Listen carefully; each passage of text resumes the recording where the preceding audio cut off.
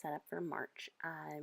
I really wanted to do something incorporating florals because I'm on a floral kick right now. So, as you can see, I'm drawing some large roses.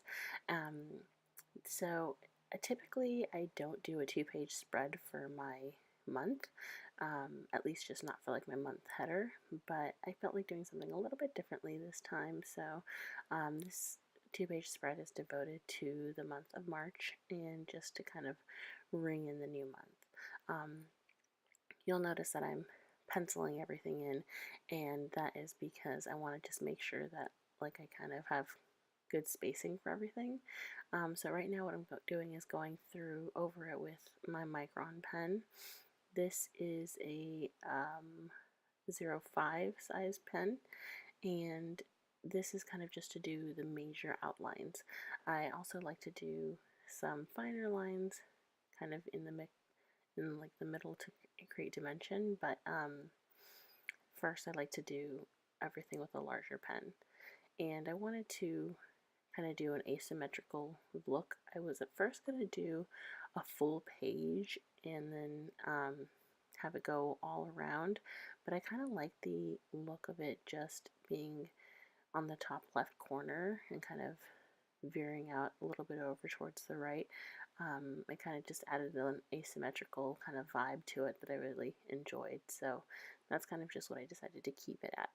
Um, and I'm just doing a very simple rose here and just adding a couple petals per rose.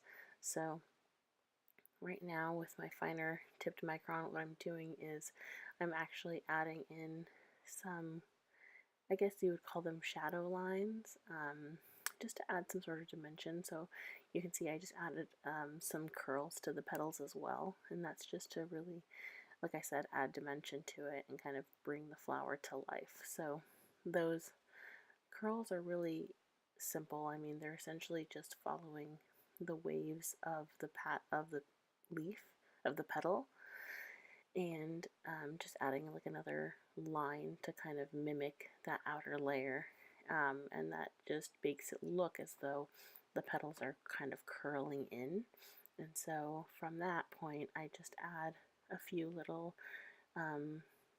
cross little like marks just to add what looks like shadows. So I add the shadows in at the petal curves, and then I also add shadows coming out from the center, and that is just to kind of give that dimension to the flower. So you really have kind of have that shadowy look coming from all over. And I also add a few lines to the leaves just because I want them to have a bit more dimension and texture to them.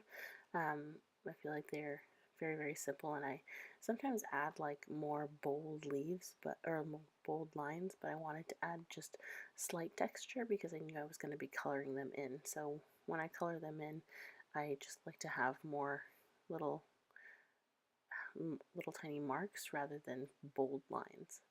And so now I'm using my Reeves colored pencil set to add some color in, and you'll see that I actually swatched them a little bit, and that was just to make sure that I got the colors that I want that are all complementary. So I erased all of my pencil marks just because I want to do that before I color it in, and now I'm adding in the color. And what I'm going to do here is essentially just color in the majority of the rose with one shade of pink, and then I'm going through all of the shaded areas and I'm adding a darker shade of kind of like a almost red color, and that is just to really make those shaded areas seem a little bit more pronounced. I really liked how this came out actually because it really added some dimension to it. So I decided to mimic that also with the other roses.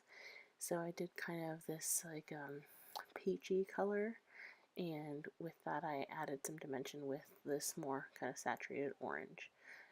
I feel like this one contrasted a little bit more than I would have liked, but I was still happy with how it came out. I think that it was just a nice like look to it.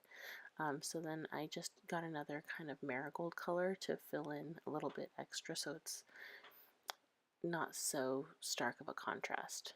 And now I'm just kind of swatching out my leaves, and here I'm doing the exact same thing I did with the petals of the flowers, where I'm doing kind of the lighter shade first as the base color, and then in a minute I'm going to get the darker green and fill in on all of the kind of center shaded areas, just to add a little bit more life to the petals so they're not so flat. But overall, I'm really happy with how these came out. I feel like it was a very simple thing to do, but I really enjoyed it. And now I'm just adding my March header so we all know what month we're in and starting it off.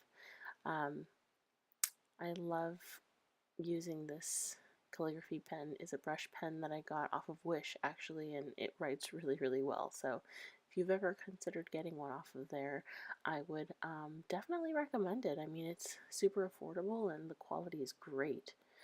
Um, so now I'm going to be doing my mood tracker, and if you've seen some of my previous videos, you'll see that I like to do kind of more creative mood trackers. In the very beginning, I used to do more charts and graphs, but now I really like to kind of be creative with it and do something different with it.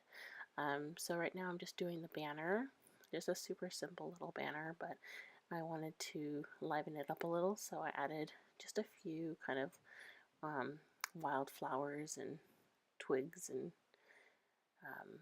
leaves just to give it a little bit of life to it. So I'm just coloring them in.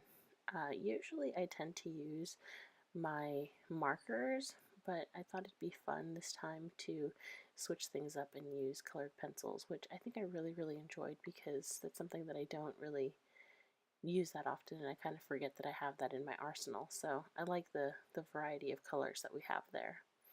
And so what I'm doing now is I'm putting in 31 days for the month in flowers, so I can just kind of, color them in um, as the month progresses based on my mood. And I did a very, very simple um, color coding mood chart, I guess, just to sense kind of like my overall mood for the month. This is something I don't normally do. I'm usually very specific on kind of the type of mood that I'm doing, but I wanted to try something different and see kind of just how it works out. So I don't know. We'll see. It might stick, it might not. We'll see how it goes, and I'll let you know in future videos. So now I'm planning out my habit tracker. So normally I like to do habit trackers during the week, but I thought it'd be nice to change it up and do a monthly habit tracker just to kind of see overall how I'm doing over the month.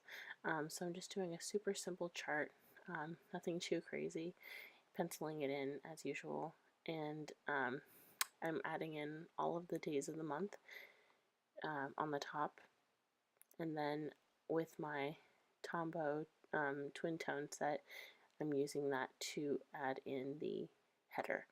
Um, for things like this, I don't want to use colored pencil just because I feel like it's not crisp enough, and so the colored pencil is really just for adding kind of detail and color within other kind of elements. So here's just the various things I like to track, like my water intake, whether I take my vitamins or exercise or things like that. Very, very simple. It's something that I like to keep track of every day, so it just makes it easier for me so I don't have to do it every week. And I apologize right now because my camera actually cut out, but this is essentially the layout that I was doing. It's a very, very straightforward layout. I added the roses again as well, and I really, really like how it came out. I just used those little tiny flowers to kind of fill in the open space. But yeah, I was really, really happy with how my March month came out. I felt like it was very simple but straightforward, and very much stuck to the theme. I don't know if I should add color to that last page or not, but I'll think about it. So I hope you guys enjoyed watching this video, and if you did, please give it a thumbs up. And if you're not already subscribed, please consider subscribing. I would love to have you be a part of my bullet journaling YouTube family. So thanks so much again, and I'll see you in my next video. Bye!